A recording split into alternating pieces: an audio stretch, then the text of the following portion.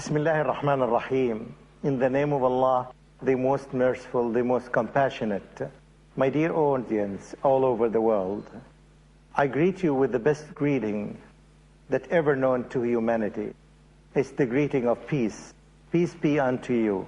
Assalamu alaikum wa rahmatullahi wa barakatuhu. This is your host, Mamdouh Muhammad, talking about something that will cheer you up. Talking about something that's so essential for every Muslim. How to learn Arabic effectively. It's a topic that a lot of audience wanted to watch. And here you go. First, as a reminder for all of us, we should remember the verses of the Quran that talks about this importance of Arabic language. And the first importance of Arabic language is that it helps the person who understands Arabic to understand the Quran, the only speech of Allah that's available on the earth. This is the magnitude and the value and the importance of Arabic language. As Allah subhanahu wa ta'ala said in Surah Yusuf, chapter number 12, ayah number 2, أعوذ بالله من الشيطان الرجيم إنا أنزلناه قرآنا عربيا لعلكم تعقلون.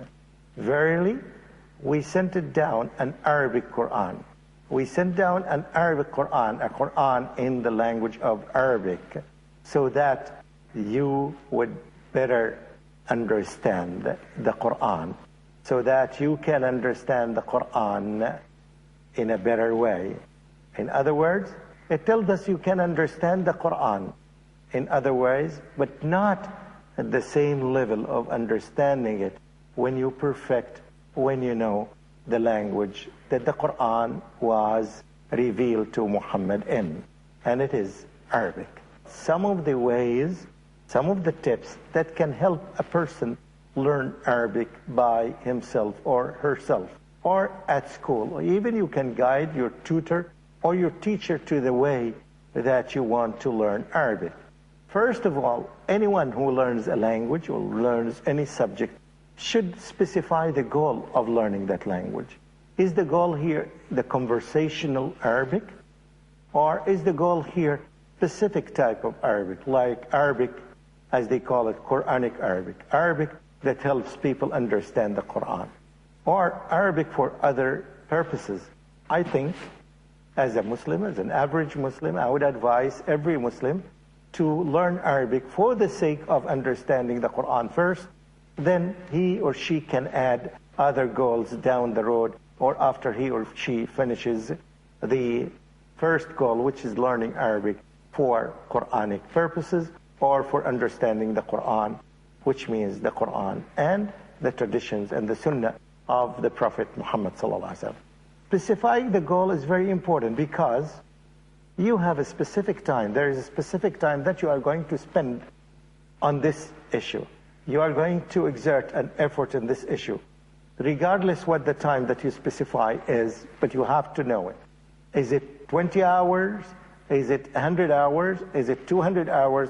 Whatever number of hours you are going to decide, based on it, you are going to get the benefit. In other words, if you are going to learn military Arabic, most of the vocabulary that you need to learn before learning other vocabulary is the military terms.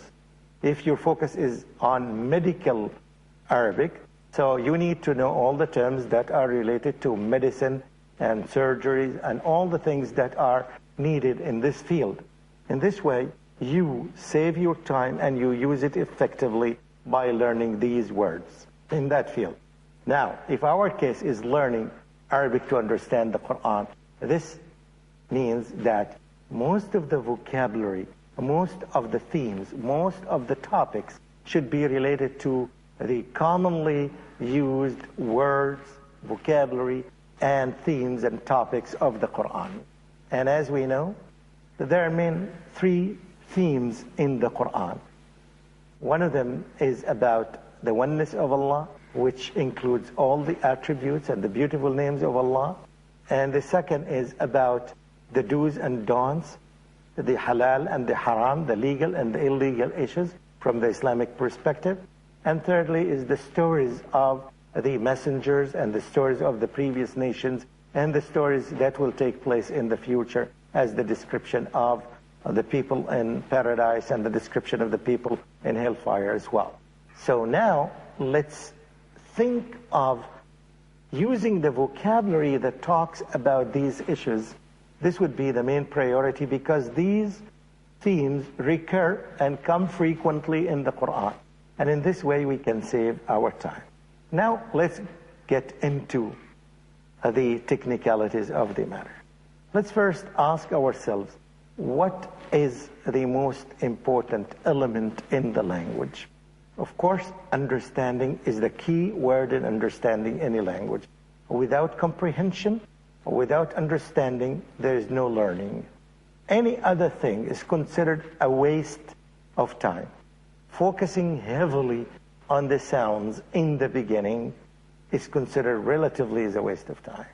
Focusing heavily on the artistic writing of the letters is considered from this perspective a waste of time. Why? Because there is no element of understanding or comprehension in it.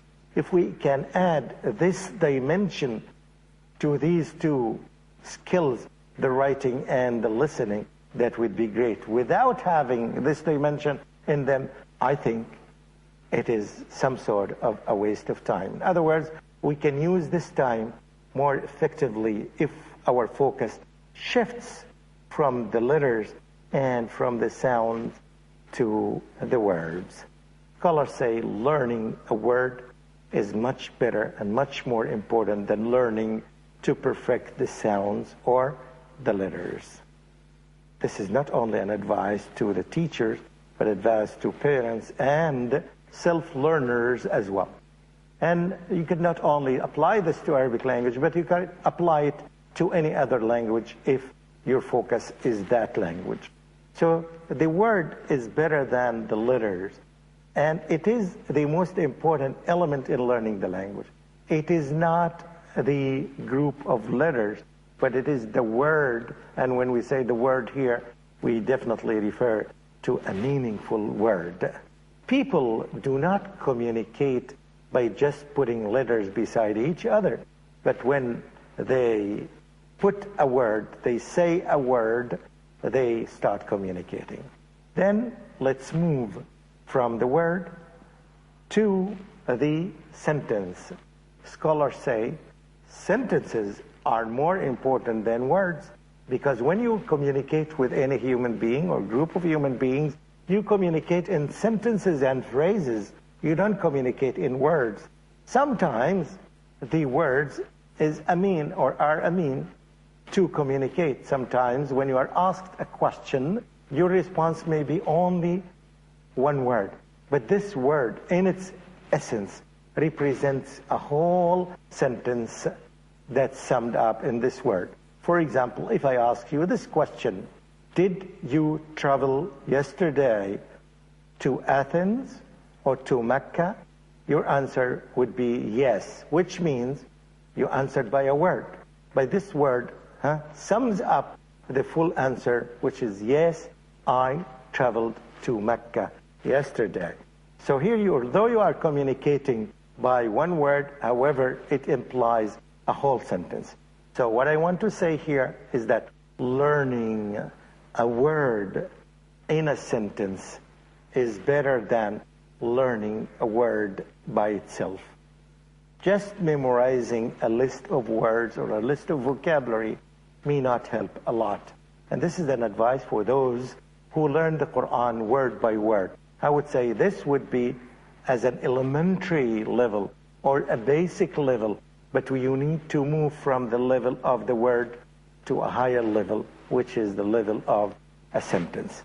So let me sum up these two steps here, or two stages in learning the language. Is the first one is learning as many vocabulary as you can, but you learn them in sentences. By learning it in a sentence is very essential, and in this way you can understand the whole sentence. Then let's take this advice further ahead. A step ahead when we say, instead of learning this word in just a normal, a daily life sentence, it's much better to learn it in an Islamic context. More specifically, if you learn it in a Quranic context. If you're learning the word Alim, which means all-knowing, the one who knows all, which is a reference to Allah subhanahu wa ta'ala, which is an attribute of Allah subhanahu wa ta'ala. So you know Alim is all-knowing. And instead of saying a sentence like, this person was Alim in all aspects, or in some aspects of the matter, you'd better learn it in a Quranic context. Inna Allah Alimun Hakim. Indeed, Allah is the all-knowing and all-wise. And why is this? Because the chances of listening to this word being repeated in the Quran in many places is higher than listening to this word in daily life. Therefore, when you learn it in a Quranic context, it's much better and more effective. So now we're moving from a word to a sentence to more specifically a Quranic ayah. Brothers and sisters, let's take a break and come back to enjoy continuing listening to this interesting topic. Wassalamu alaikum wa rahmatullahi wa barakatuh.